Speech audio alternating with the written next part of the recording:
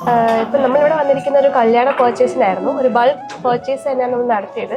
അപ്പോൾ ജോസ്കോനെ കുറിച്ച് പറയുമ്പോൾ 1-2 വർഷത്തെ പരിചയങ്ങളല്ല, ഇതിപ്പോൾ എൻ്റെ കല്യാണം ഉൾപ്പെടെ 5-ാമത്തെ പ്രാവശ്യം നമ്മൾ ജോസ്കോയിൽ വരുന്നത്. ഒരു 10-20-25 വർഷത്തെ ഒരു കണക്ഷനാണ് ജോസ്കോ ആയിട്ടുള്ളത്.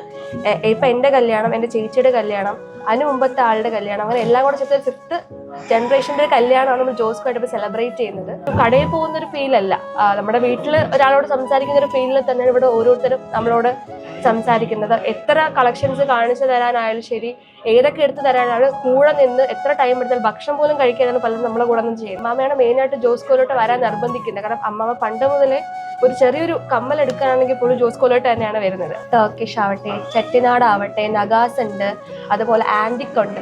ഇങ്ങനെയൊക്കെ പല പല കളക്ഷൻസ് ആണ്, പുതിയ പുതിയ ട്രെൻഡാണ്. അപ്പോൾ ഈ 4 കളക്ഷൻസ് അവിടെ 4 കളക്ഷനിൽ ഒന്നോടൊന്ന് വേറിട്ട് നിൽക്കുന്ന രീതിയിൽ ഒത്തിരി കളക്ഷൻസ് വരുന്നുണ്ട്. വലിയ വലിയ ബൾക്ക് പർച്ചേസ് വരികയാണെങ്കിൽ എനിക്ക് തോന്നുന്നു വേറെ ഏത് ജ്വല്ലേഴ്സ് കമ്പയർ ചെയ്യുമ്പോൾ ജോസ്കോ ഒരു നല്ലൊരു ചോയ്സ് ആണെന്നാണ് എൻ്റെ അഭിപ്രായം, നമ്മുടെ ഫാമിലിയുടെ അഭിപ്രായം.